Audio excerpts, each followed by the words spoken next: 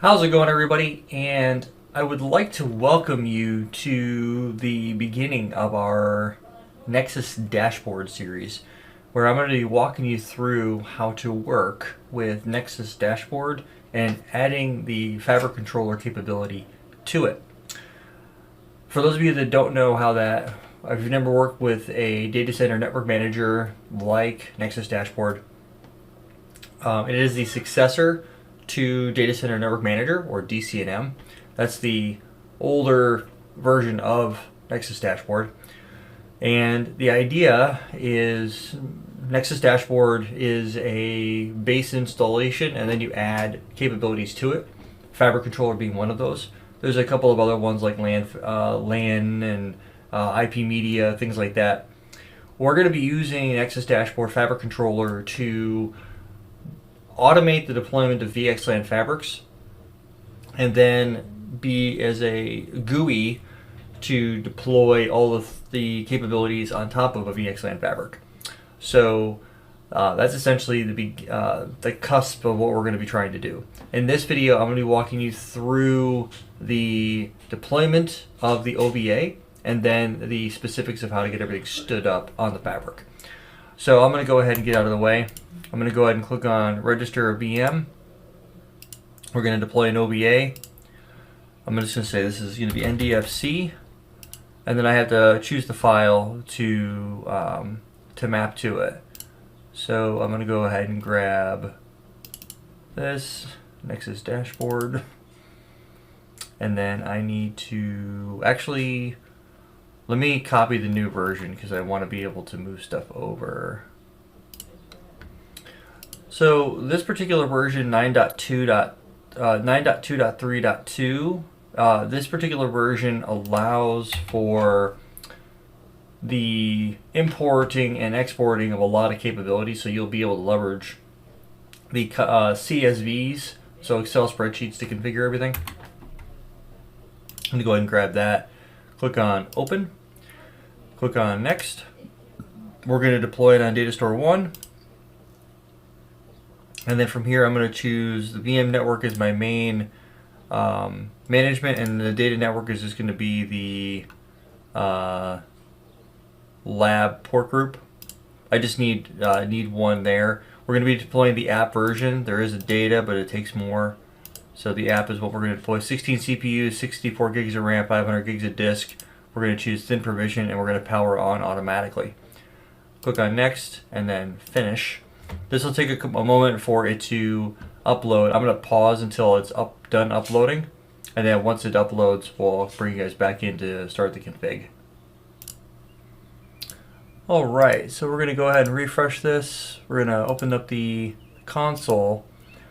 So now we have to do our initial setup of the NDFC. So we're going to go ahead and click inside the console, press any key, and then the admin password. I'm going to use, it's got to be pretty long, so I'm going to use capital P @SSW0RD1234. Enter key, reissue that. Now what's the management network going to be? I'm going to use 10.255.1.11/24. Gateway is 10.255.1.1. Cluster leader, only one node in the cluster must be leader. Yes, that's fine. I'm only going to have one node. Re-enter config, no. So it's going to go ahead and do its thing. It takes a couple of minutes for this to actually occur. And once it does, it will tell you that everything's looking good. Now that actually says Nexus dashboard in pound signs. So it's kind of funny how it plays out. But so system up, please wait for UI to be online. This takes about a moment for it to actually do its thing. And once it does, we'll be given a URL to point to log in. So once that occurs, we'll be in pretty good shape. So I'm going to pause until that's there. Alright, so the UI is online, so I'm going to go to that IP address, https://10.255.1.11, and then we're going to click on Advanced, and then we'll be delivered to Nexus Dashboard. So I'm going to go ahead and type in our password. There we go, that's the capital P, @SSW0RD1234. I'm going to click on Begin Setup. Now, what I'll have to do here is I'm just going to say cluster 1 NTP server. I have an NTP server, 10.255.1.1. And then my DNS provider is going to be Google. I'll put in here quad 8. If this was an actual deployment, you'd want to put something in local. Now the proxy. Now if you say it says authentication required for proxy, then you click on advanced settings. Don't worry about this. Just click up here. It says we will connect to Cisco Cloud via proxy. This will allow you to mitigate risk from exposure to non-conformant hardware software in your fabric. I'm going to say skip and click on continue. I'm going to bypass the proxy. And then we have our app network. So this is going to be pod to pod, which is used to run interpod traffic. And then we have service network. There's a virtual subnet used for service level communication within the cluster. So just make sure that you pick 2 different subnets if you need to make a change here that don't overlap with anything else in your environment. Click on next. No detail. Now I'm going to actually go back over here to this guy, click close here, go to the networking tab, and actually for Nexus dashboard, for the networking I chose lab port group. That'll be fine because that's going to be, lab port group is actually a VM network that I create for communication with inside of like an NSX environment or a data center virtualization environment. That's going to be fine. So I'm actually going to go ahead and click in here. I'm going to call, down here, the data network. I'm just going to type in here 192.168.1.11/24, and the gateway is going to be 192.168.1.1, and I'm going to say update. Oh, the name is going to be, we'll say node 1. Click update, and then we're going to go ahead and click on next. It says there are insufficient nodes. You should have 3 in order to form a cluster. We're going to say don't worry about that, confirm installation, and then configure. Now what's going to end up happening is this is going to redirect us, once it loads, to a different set of screens, and we're going to be able to watch the installation process. So I'm going to go ahead and come down here. This will take a couple of moments to do its thing. So I'm actually going to mute and let this go, and then you'll see what it looks like.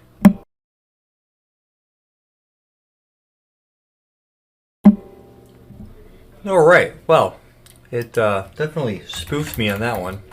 Normally it'll finish up, but for whatever reason it didn't. Go ahead and log into the UI. Oh, I guess it wasn't done yet. Still working.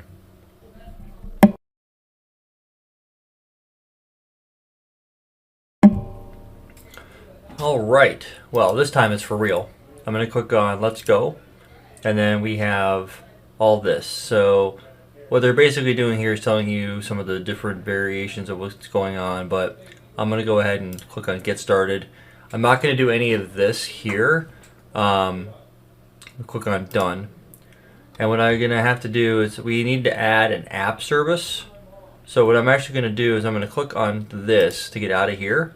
I'm going to drop down from one view to admin console, and I have to go to the operations, infrastructure, here we go, infrastructure, and then cluster configuration.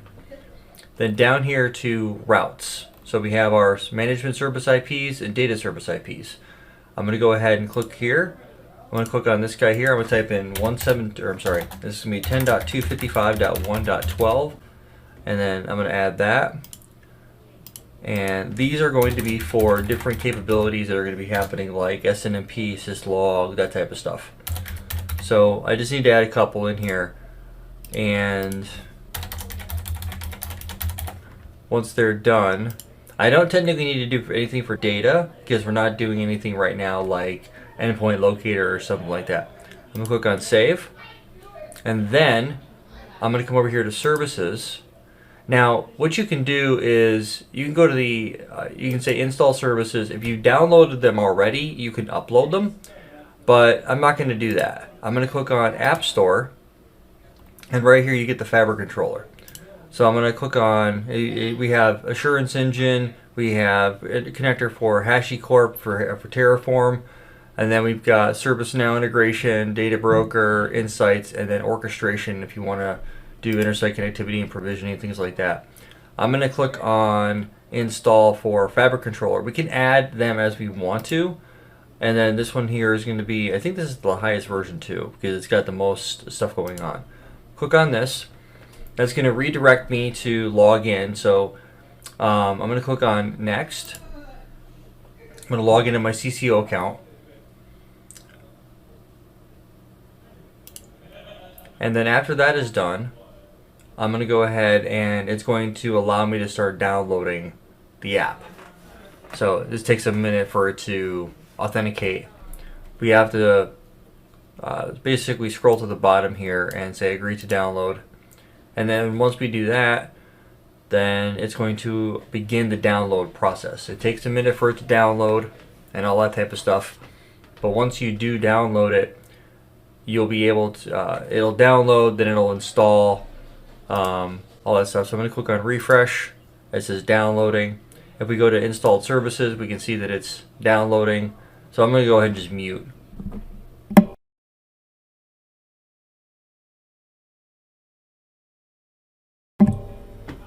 Alright, so now that the installed service is there, we're going to go ahead and click on enable.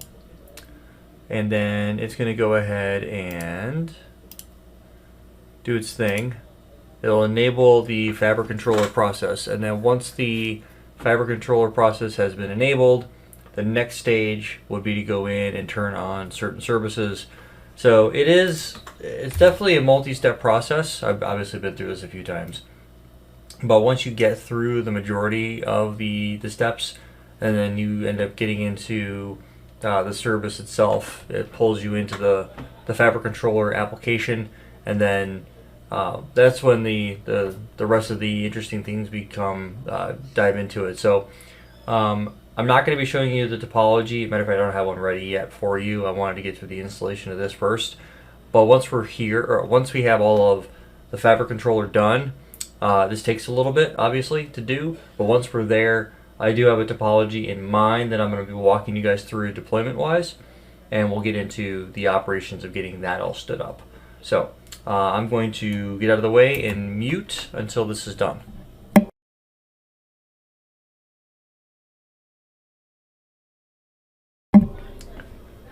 Alright, so we are now at the point where everything is up and running. Partially. So the next step we're going to do is click on open, which is going to redirect us to the UI settings, which is LAN deployment and blah blah blah blah. There's a bunch of information in here that you'll need for communication, but I'm going to just click on get started. So we can do Fabric discovery, we can do discover inventory topology for LAN deployments, which is not what we're doing. We can do SAN controller for MDS if we're doing storage area networking, which we're not doing, or we can do Fabric controller, full function, LAN functionality in addition to Fabric discovery. This is what we want to do. And then when we click on this, we have the Fabric builder. We can do VMM visualizer, so visualization of virtual machines, so integration with vCenter, precision timing protocol statistics, media controller for IP fabrics, performance monitoring or perfmon. We can do IPAM for address management, endpoint locator, so we can track IPs, and then if you have Kubernetes, that type of stuff. I am going to do the performance monitor. Actually, I'll take, I normally do endpoint locator, but I really don't have a way of demoing that. So I'm just going to go ahead and click on apply for Fabric Builder. So this is going to take some time to do, and once it starts, this will start here, then it'll start up here, say started here, and if we look here, you'll see a bunch of additional capabilities show up over here. So I'm going to pause until that is completely up and running, and then we'll go from there.